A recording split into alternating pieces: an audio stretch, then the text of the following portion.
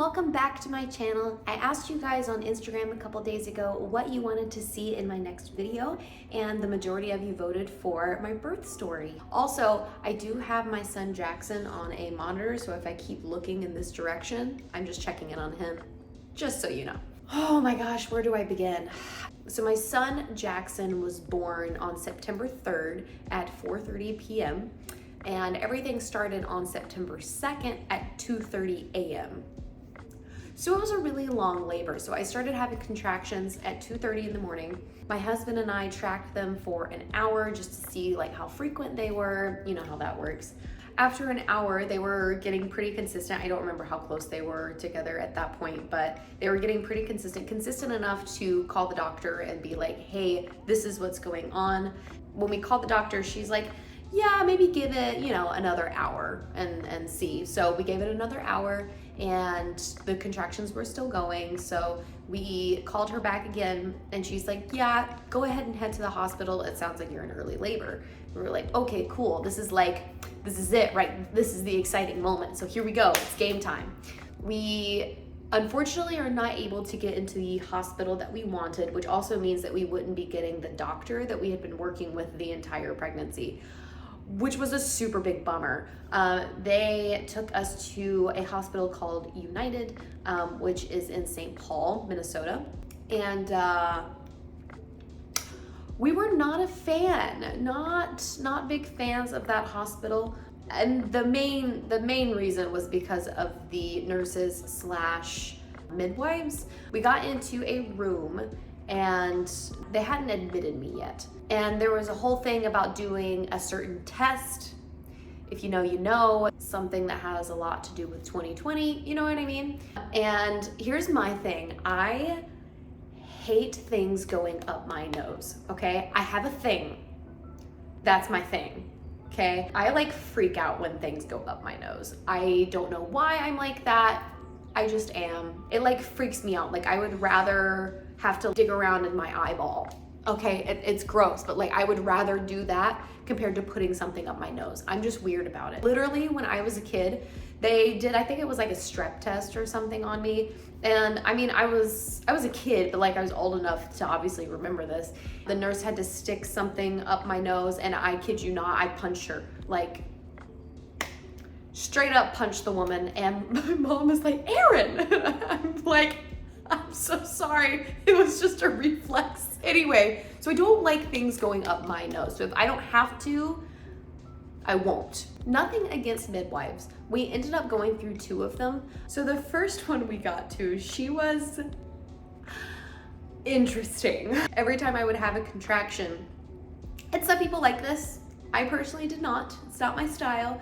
But every time I went through a contraction, she'd be like, and breathe. And I'm like, no, get this out of my face. It was very over the top and it was just not my style, and no. I'm glad that she left. But the next woman up was worse. So she came into the room, and the test that I was talking about? Well, she's pushing this test, okay? And again, I have not been admitted yet. And I was like, could we maybe wait and see? Because they didn't know if they were gonna admit me or not. I was like, can we wait and see if we're actually gonna get admitted or not? Because I don't wanna have to take the test if I don't have to, And I also tried to reason with her. I was like, can I do it instead? And she's like, no, I have to be the one that does it. And I was like, okay, you need to calm down a little bit. Anyway, so this woman is really hardcore pushing this on me, and I'm trying to explain to her that I just don't personally like things up my nose and that kind of stuff. And I kid you not, this woman looks at me dead ass in the eye and says, honey, you're about to go into labor, and straight up walks out the door. Me being in labor, being in pain, okay? If I wasn't in labor, I would have gotten out of the bed and just straight sucker punched her in the face. Let me just first of all say that. But since I was in labor, I decided to stay in bed.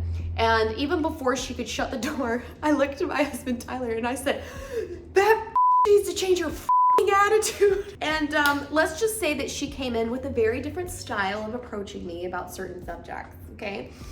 Let's just say that she was much nicer in our next encounter. I swear the full wrath of God came out of me. After she left, it was just like every single cuss word in the English speaking dictionary, and maybe even some Spanish, came out of my mouth. Every word was to describe this woman. To say that I was having an unpleasant experience is a bit of an understatement. So she comes in, checks on us every once in a while. There is another midwife that comes in who's great. Actually, to be honest, I don't remember if she was a midwife or a nurse. I'm not really sure. I think she might have been like qualified for both. It doesn't really matter. She was great. She like kept calling the other hospital to see if they had a bed, because that was the whole issue why we couldn't get into our hospitals, because they were full. They didn't have a bed for us. She kept trying to call them and kept getting nothing. Like, she was seriously called every 15 minutes. She was great. It ended up being that I didn't need to get admitted. To the nurse. So they ended up sending us home. I don't remember what time this was at, but a few hours had passed for sure. Maybe 4 or 5 hours had passed. Do you guys hear this?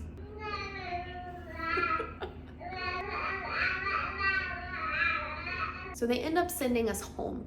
And so we labored for 6 hours at home, I believe, 6 or 8, something like that. And I literally just like labored on our couch in the living room. We don't own that couch anymore, it's fine. During that time, we would like get up, go for walks, which helped a lot. It helped kind of speed up the process a little bit, because I definitely felt my contractions got a lot closer together when I was up walking around. And eventually they got to where they were, I don't remember how far apart they were, but they got to where it was like, okay, now we can go back to the hospital. So I gave my doctor another call, and she's like, oh, thank God, there is a bed available in the hospital that you want, and I'm on call, so I will be your doctor. And we're like, oh, like literally angels started singing, and it was a much better experience. The people at this hospital were just chef's kiss, just phenomenal. Every single nurse that we had was amazing. To every single nurse that helped us out that day, just thank you. They all went above and beyond. We ended up somehow getting the biggest suite in the place. It was like a corner room, nice view, gorgeous. We were totally set up to have like the best labor ever. When we got to our room, got in, got some things unpacked, and then, I'm over here still laboring. I remember the nurse being like, hey, do you want an epidural? And I was like, yeah. I was probably 18 hours in now, because it was getting dark at this point, and I'd been laboring since 2:30 in the morning. So it's been a while. I think it was 18 hours by the time the epidural, 18 or 19 by the time the epidural got to me. I was like, yes, absolutely, I want an epidural. I had enough at that point. I also hadn't slept. We had just went to bed like 30 minutes before we woke up at 2:30. I don't know why we stayed up till 2 a.m. I think we might have been watching a movie or something. I really don't remember, but for some reason we were up until 2 a.m. So we are running on 0 sleep. We're both exhausted. And I was like, yes, please give me that epidural. She's like, okay, the guy is really busy that's doing the epidurals today, so it'll probably be an hour.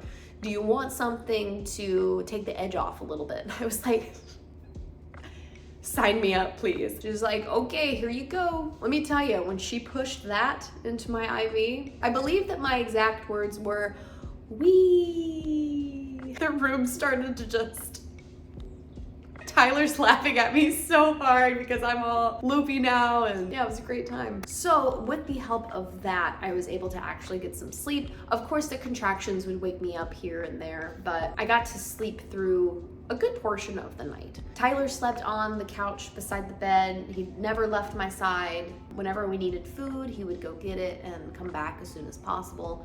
Honestly, Tyler was absolutely phenomenal during my labor. Most of the times when I would have contractions, he would come over and like rub my back a little, because like mentally it helped me. Like, of course, rubbing my back isn't gonna help with the pain, but it helps to calm me, and it reminds me that he's there and I'm not in this alone. So that was very helpful. So fast forward, so the contractions keep going, like they keep getting closer and then they keep getting further away. And the biggest lesson that I learned from this kid throughout this entire process is that he will come, he will do things in his own time. And he is still like that. And I'm pretty sure that he will be like that forever. And I am very aware that he gets that from his dad and myself. He was definitely taking his time. We finally get to where the contractions are super close because they've been going in. I mean, I'm talking about they were going like a minute apart and then they would go back out to like 5 minutes apart or 10 minutes apart. Like they were absolutely crazy. Fast forward quite a bit and we get to, let me go grab him.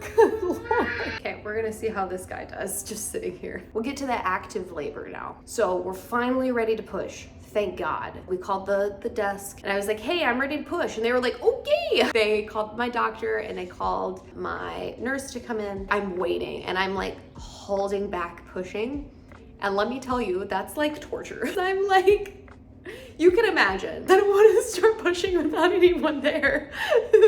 But like Tyler's not gonna catch the kid. My doctor and nurse get in there and I was pushing for a total of 45 minutes. Here's a little bit of TMI. I did not tear. I had a couple of, doing a head tilt. I did have a couple of lesions, but no tearing. I got out of it. It was like the best possible labor that you could have. He really likes doing this head tilt thing. My doctor was absolutely phenomenal. I mean, throughout the whole pregnancy, during labor, postpartum, I mean, she's great. So her name is Dr. Elizabeth George. If you are in Minnesota or close to the Woodbury area, she's phenomenal and I cannot recommend her enough. Right when he was out, I wanted him on my chest. Dr. George immediately handed him over to me and put him on my chest. I didn't even notice at the time. They had to tell me this after. You're so cute. They had to tell me this after that he actually had the umbilical cord wrapped around his neck, so they immediately like had to take him away and get that off and then bring him back to me. Tyler did cut the cord. He decided to do that himself. And during the entire active labor process, Tyler was there with the epidural, or at least the one that I had. Your legs go numb. My right leg I was not able to pick up at all. The left one I could control a little bit, but my right one was gone. So that's the one that Tyler held throughout the entire labor. To me, it didn't feel like 45 minutes. I feel like it went pretty quickly. I'm sure in the moment I was like, oh my God, when is this gonna end? But like, I don't remember thinking that in the moment. When he was out, I was like, oh my God, that felt really fast. Like it felt like a 15-minute, 20-minute process instead of a 45. So I got to hold him and cuddle him a little bit, and then they took him and cleaned him up, and Tyler came walking back over to me with him in his arms. And you know, a lot of women talk about how you have no idea what the feeling is like to hold your baby the first time. Yes, but a lot of people don't think about what it's like to see your spouse hold your baby for the first time. And I mean, I was already in tears, like I was already in a puddle. And then when he came back over to me, I became a larger puddle. And as if that were possible at all. I remember looking up at him and I had like the biggest, oh my God, I'm getting emotional now. I had the biggest tears in my eyes looking up at him while Jax was placed on my chest. It's just like, it's unreal. That's pretty much it. That's pretty much my entire story. We got discharged from the hospital 24 hours later.